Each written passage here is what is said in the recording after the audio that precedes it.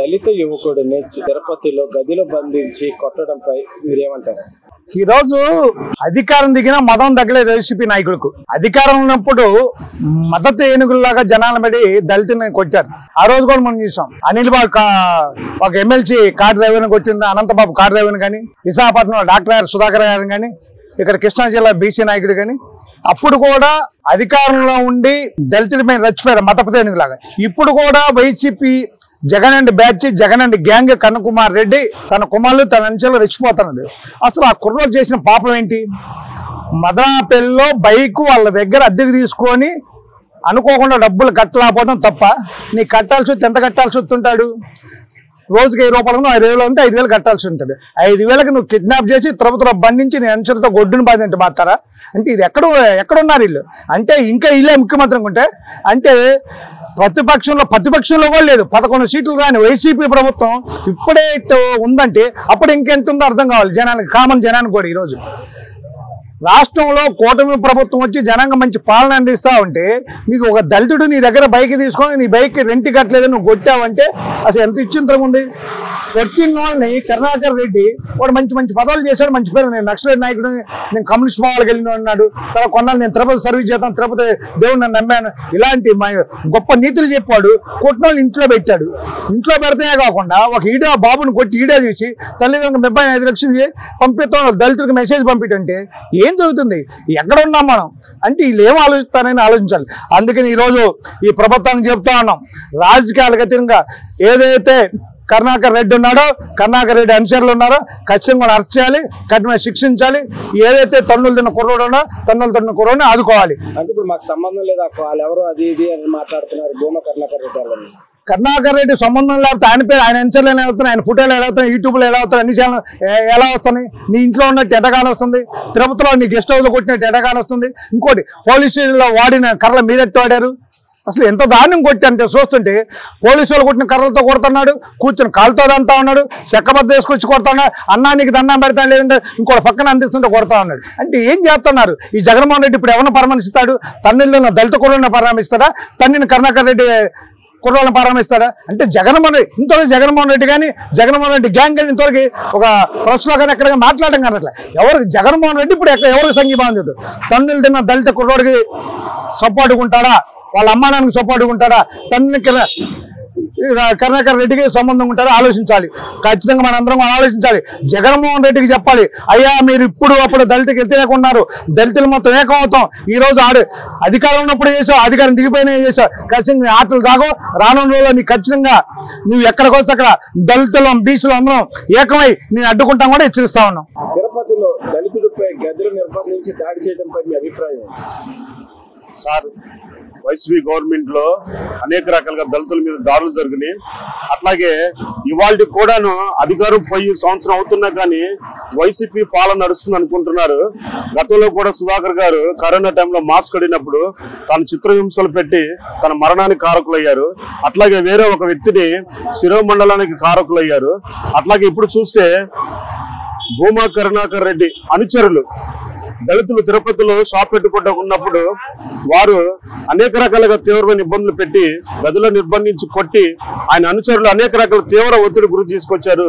ఇటువంటి కారణాలు కనుక జరిగితే కబర్దారి అనుకుంటున్నారు. దళితుల మీద దాడి జరిగితే మాత్రం రానున్న రోజుల్లో తగిన శాస్తి చేస్తామని చెప్పేసి అని వైసీపీ మేము దళితులకు పెద్ద పెట్టేసాము, దళితులు మేము ఇప్పుడు ఎటువంటి హాని చేయలేదు అది ఇదని మాట్లాడుతున్నారు. సార్, వైసీపీ గవర్నమెంట్ లో అనేక రకమైన దాడులు జరిగినాయి సార్ దళితుల మీద.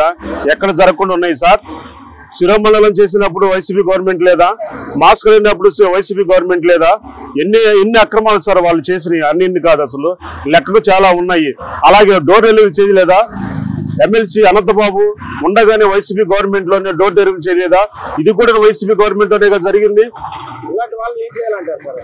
చట్టం తన చర్య తీసుకొని వారి అందరినీ కఠినంగా శిక్షించాలని చెప్పి కేవలంగా దీన్ని ఖండిస్తున్నాం సార్, దళితుల మీద దాడిని మాత్రం. అంటే ఇలాంటి వాళ్ళు ఎటువంటి అంటే ఆల్రెడీ అరెస్ట్ చేసాము మీరు అది ఇదని మాట్లాడుతున్నారు కదా. భూమా కరుణాకర్ రెడ్డి అనుచరుల్ని అరెస్ట్ చేయాలి, భూమా కరుణాకర్ రెడ్డిని కూడా అరెస్ట్ చేయాలి అవసరం అయితే. ఇప్పటివరకు జరిగినటువంటి పరిస్థితులు తీవ్రంగా ఖండిస్తున్నాం సార్. దళిత యువకుడిని రూములో బంధించి కరుణాకర్ రెడ్డి అనుచరులు దాడి చేయడంపై మీరేమంటారు? ఏమంటారు, ఆల్రెడీ వీడియోలు ఫుటేజెస్ మొత్తం అందరికి కనిపించినాయి. ఇప్పుడు ఆ పవన్, ఆ వ్యక్తి పేరు, ఆ వ్యక్తిని ఇప్పుడు తీసుకున్నాడు, బండి తీసుకున్నాడు, ఇలా జరిగిందని అంటున్నారు. జరిగింది అన్నప్పుడు కూర్చొని మాట్లాడి, బాబు ఇది పరిస్థితి ఇలా ఇవ్వాలనంటే బాగుండిద్ది. ఇప్పుడు గూండాల్లాగా, రౌడీల్లాగా, పాతకాలపు మనుషుల్లాగా ఇంకా తయారవుతే ఎలాగా? ఇవ్వడం లేకపోతే, ఇష్టం లేకపోతే ఇవ్వకుండా మానేయాలి. ఏది వడ్డీలు, ఎబ్బులైనా సరే, బైక్లైనా సరే, కార్లైనా సరే ఇవ్వకుండా ఇంట్లో పెట్టుకోవాలి. అంతేగాని ఆ రకంగా హెరాస్మెంట్లు చేసి, ఆ రకంగా చేస్తే, గూండాలాగా తయారైతే అంటే ఇంకా వాళ్ళ రాజ్యం లేదు. ఇప్పుడు వాళ్ళ రాజ్యం లేకపోయినా సరే ఇలా హెరాస్మెంట్ చేస్తున్నారంటే ఇంకా వాళ్ళ రాజ్యం ఉంటే ఇంక ఏ రేంజ్ లో ఉండేదో ఆలోచించండి. కాబట్టి ఇప్పుడు వీడియోని తీసి వాళ్ళ అమ్మగారు పంపించి 5 లక్షలు డిమాండ్ చేయడం కరెక్ట్ అంటారు. అసలు ఎలా కరెక్ట్ అంటారు చెప్పండి? ఇప్పుడు ఆయన ఏంటి, వాస్తవాలు ఏంటి అనేది ప్రతి ఒక్కరికి ఏంటి అనేది అందరికీ తెలిసిపోయింది. ఏది వీడియోలు కానీ, ఫుటేజెస్ సంబంధించినవి కానీ. ఇప్పుడు 5 లక్షలు డిమాండ్ చేయడం అనేది ఇదే చెప్తున్నా కదా, గూండాల్లాగా మరీ అంత దారుణంగా చేయడం అనేది కరెక్ట్ కాదు. ఇంకొకటి, వాళ్ళ రాజ్యం ఉన్నప్పుడు అంటే వైసీపీ పాలన ఉన్నప్పుడు కూడా ఆయన డాక్టర్ గారిని కూడా చాలా దారుణంగా, మాస్క్ సంబంధించింది కూడా కరోనా టైంలో కూడా ఎంత దారుణంగా చేశారో చూడండి. ఇంకోటి అనంతబాబు సంబంధించిన విషయం కూడా, ఇంకొకటి మళ్ళీ ఇంకొక ఆయన కూడా గుండు కొట్టించుకొని చాలా దారుణంగా చేశారులేండి. ప్రతి ఒక్కరికి తెలుసు ఆయన పాలనలో ఎంత దారుణమైన పరిస్థితులు కూడా జరిగినాయో తెలుసు. ఇంకొకసారి కానీ వచ్చి ఉంటే ఆల్రెడీ ఆంధ్రాలో ఉన్న 4 కోట్ల మంది సగం మంది వెళ్ళిపోయేవాళ్ళు. ఎందుకంటే ఆ సగం మంది ఎందుకు ఉండేవాళ్ళు అంటే సొంత ఇళ్ళు, సొంత పొలాలు ఉండేవాళ్ళు కాబట్టి. ఈ రకంగా హెరాస్మెంట్లు చేస్తున్నారంటే ఇక అర్థం చేసుకోండి వైసీపీ పాలన ఎంత దారుణంగా ఉందో, ఎంత హెరాస్మెంట్ గా ఉందో. గతంలో పరిపాలనకి ఇప్పటికే ఏమైనా డిఫరెన్స్ ఉందా? గతంలో పరిపాలన అదే చెప్తున్నాను కదా సార్, గతంలో పరిపాలన ప్రతి ఒక్కరు చూస్తున్నారు. మాట్లాడితే ఫ్రీ పథకాలు, ఫ్రీ అన్ని ఇచ్చేయడాలు, డెవలప్మెంట్ లేకుండా ఉండాలి. మీరు ఆ ప్రతి ఒక్కళ్ళు గమనించండి, మీకు సింపుల్ లాజిక్ గా చెప్తున్నాను. ఆంధ్ర మొత్తంలో ఒక్క బైపాస్ తప్పితే మిగతాది ఏమీ డెవలప్మెంట్ చేయాల. ఆ బైపాస్ కూడా సెంట్రల్ గవర్నమెంట్ తప్పించి, సెంట్రల్ గవర్నమెంట్ కాబట్టి అది ఒకటే వేసారు, నిదానంగా జరిగింది. అది కూడా స్టేట్ గవర్నమెంట్, అది కూడా ఆపేసేవాళ్ళు. ప్రతి ఒక్క చోట, ప్రతి జిల్లాలో డెవలప్మెంట్ అనేది లేదు. ఇప్పుడు అవంతా అవేర్నెస్ పెరిగింది. ప్రతి ఒక్కళ్ళు ఏమంటున్నారంటే నాకు పథకాలు అవసరం లేదు, డెవలప్మెంట్ కావాలి. కాబట్టి ప్రతి ఒక్కళ్ళు అందరు చూస్తున్నారు, ఆలోచిస్తున్నారు, ఆలోచించే వేస్తున్నారు. ఈ గవర్నమెంట్ వచ్చిన తర్వాత రోడ్ల పరిస్థితి ఎలా ఉంది?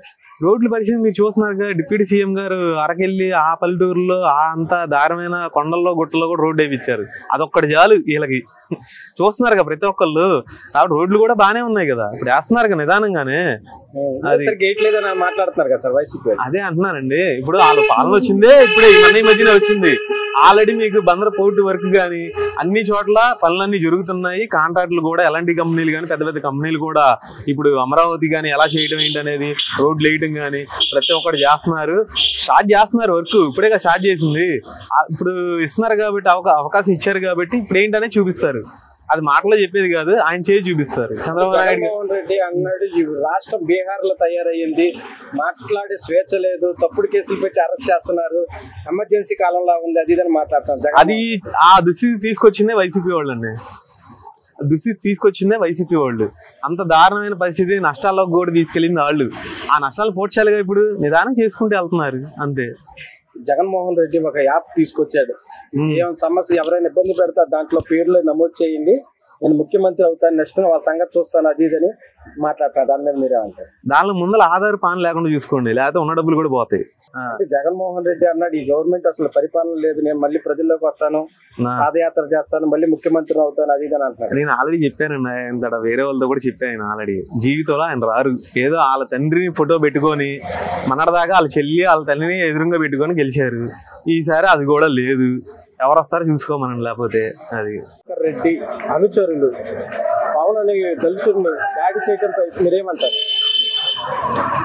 ఈ వైసీపీ ప్రభుత్వం వాళ్ళ నాయకులు కానీ దళితుల పట్ల చాలా నిర్లక్ష్యంగా వ్యవహరిస్తూ వాళ్ళ మీద దాడులు చేయించడం, వాళ్ళని ఇది చేయడం మొదటి నుంచి జరుగుతున్నదే.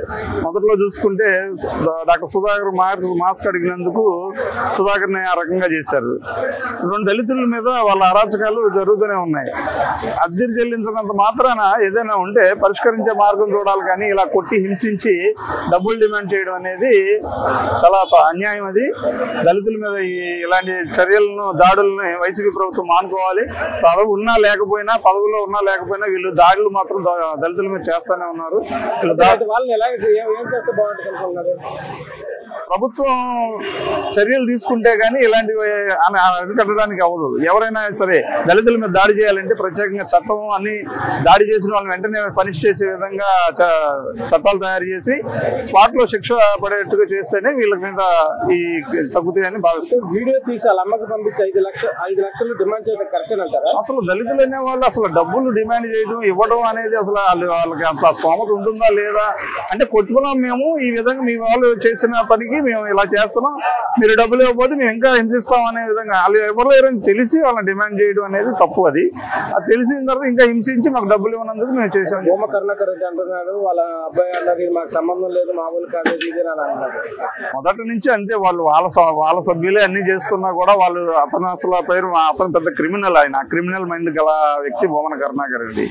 అతను చైర్మన్ గా చేసి అక్కడ తిరుపతిలో కూడా చాలా మందిని అన్యమతస్తుల్ని దాంట్లో ఇంక్లూడ్ చేశాడు. మొదటి నుంచి అతను చేసే పనులు అలాంటివి క్రిమినల్ చర్యలు. అతను చెప్పే మాటలకి దానికి నిజాయితీ ఉండదు.